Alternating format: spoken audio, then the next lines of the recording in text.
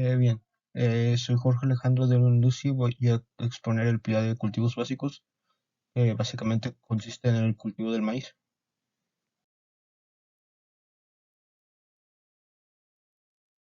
El maíz es una planta completamente domesticada, ya que ésta ha evolucionado junto con el hombre desde la antigüedad, y es actualmente una de las plantas con mayor productividad, siendo esta una planta originaria de América.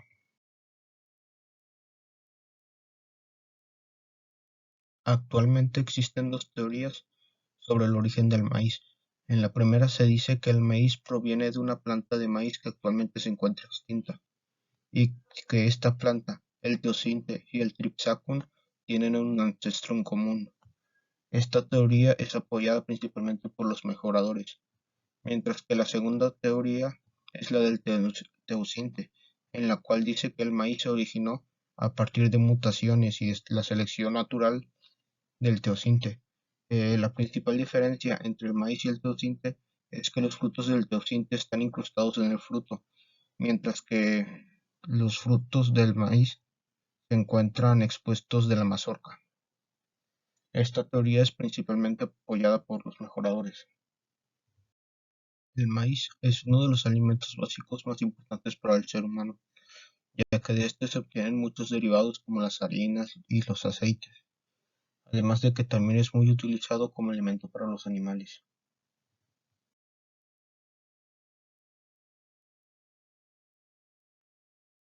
Los principales productores de maíz en el mundo son Estados Unidos con 347 millones de toneladas, después China con 269 millones de toneladas y en tercer lugar se encuentra Brasil con 101 millones de toneladas.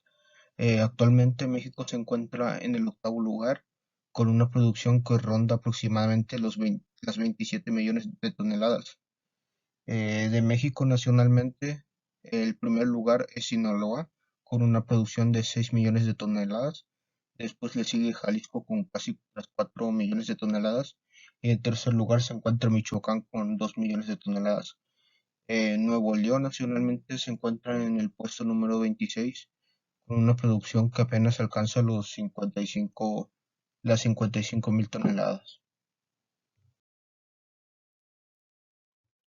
El maíz es una planta de porte erecto que puede alcanzar los 4 metros de altura. Posee hojas que son lanceoladas, alternas y grandes, y sus raíces son fasciculadas, y la planta puede llegar a producir raíces adventicias. Es una planta monoica que presenta inflorescencia masculina y femenina, y su nombre científico es sea maíz.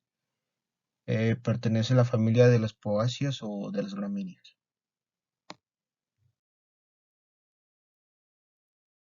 Con respecto a las etapas fenológicas, estas se dividen en las etapas vegetativas y en las etapas reproductivas, siendo de la etapa BE a la etapa BT etapas vegetativas en donde el único funcionamiento de la planta es crecer y desarrollarse. A partir de BT comienza la etapa reproductiva de la planta. BT comienza con la emergencia de la panoja y después de esto sigue R1, donde comienzan a salir las primeras barbas de la mazorca.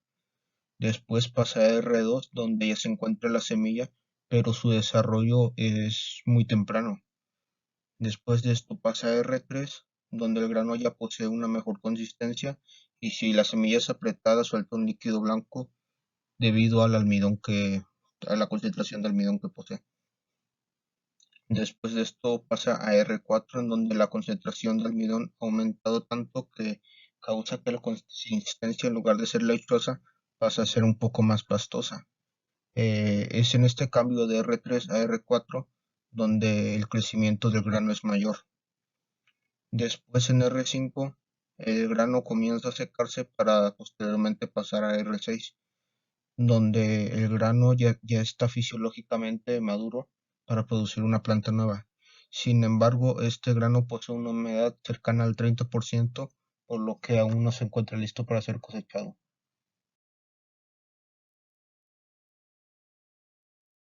En la imagen se muestran las variedades criollas que se encuentran en México, de las que las variedades ratón, lacónico norteño, la tuxpeño, la lotillo y la texpeño norteño son las que se encuentran en Nuevo León. De estas, la variedad ratón es la que se encuentra mayoritariamente, siendo esta una mazorca cilíndrica y delgada de una longitud media. Y después de esta, la que se encuentra principalmente en Nuevo León es la Pónico norteño, que se distribuye principalmente en los municipios de Ranberry y de Galeana. La preparación del suelo se debe de realizar como en cualquier otro cultivo. Se recomienda realizar el subsoleo cada 2 o 3 años y en cada siembra realizar lo que es el arado, la rastra, la surcadora y la niveladora.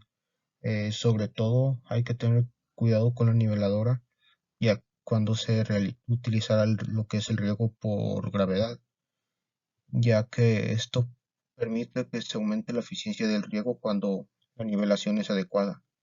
Los beneficios que proporciona un agua en la labranza son mejorar la infiltración y retención del agua, controlar las malezas y plagas y mejorar la germinación de la semilla.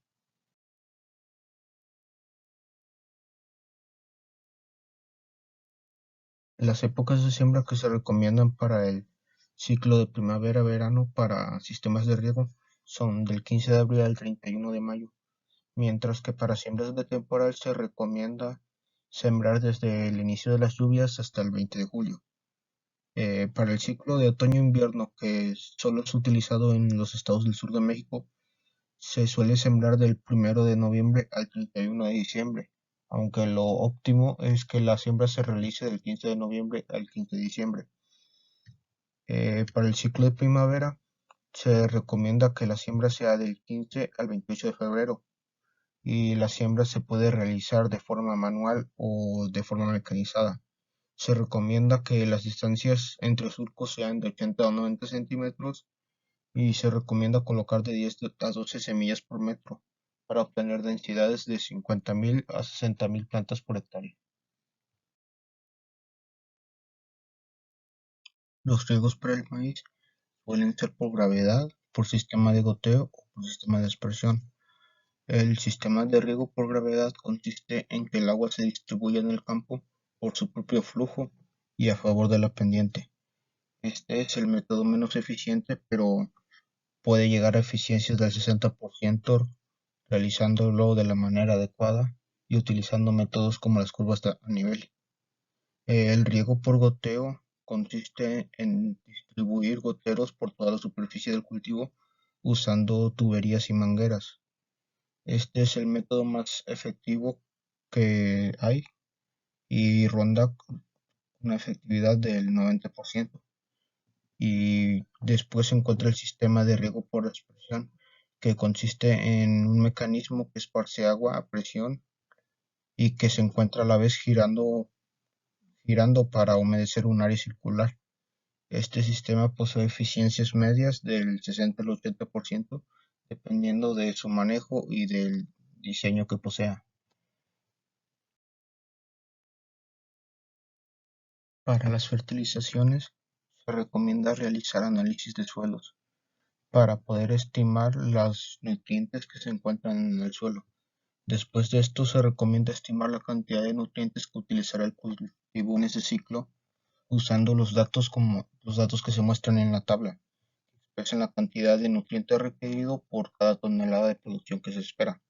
Después de esto, se obtiene la diferencia entre lo que se posee en el suelo y lo que se requiere para obtener lo que hay que aplicar de cada nutriente. Y ya después, analizando los fertilizantes, se puede obtener la cantidad de fertilizante a aplicar.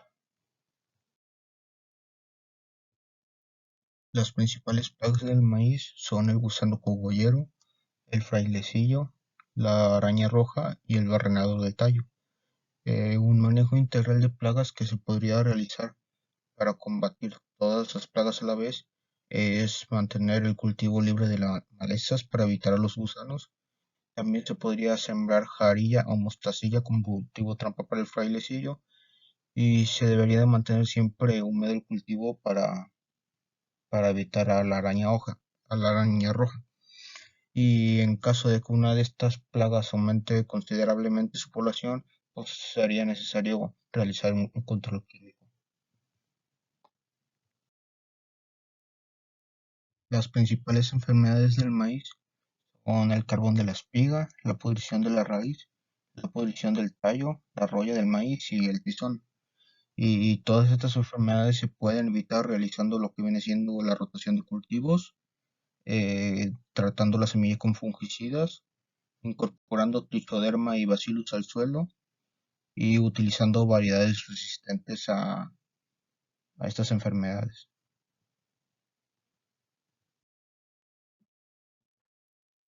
El porqué básicamente consiste en amontonar tierra alrededor del tallo.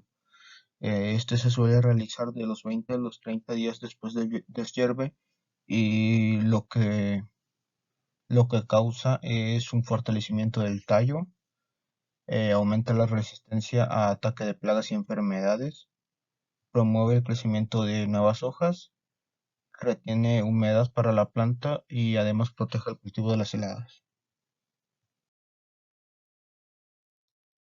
La cosecha se debe de realizar después de que el grano haya alcanzado la madurez fisiológica, aproximadamente cuando el grano posee alrededor de un 16% de humedad. Su recolección puede ser de manera manual, al igual que su trillado, o se puede realizar cosecha manual y puede utilizarse alguna trilladora mecánica, o se puede utilizar directamente una trilladora para obtener directamente el grano. Para almacenar el grano, lo que se recomienda es separar todo el grano que se encuentre quebrado y se recomienda que este sea almacenado seco para evitar problemas con plagas o con hongos y que cuando sea almacenado se utilice algún tipo de insecticida. Y sería todo por mi parte.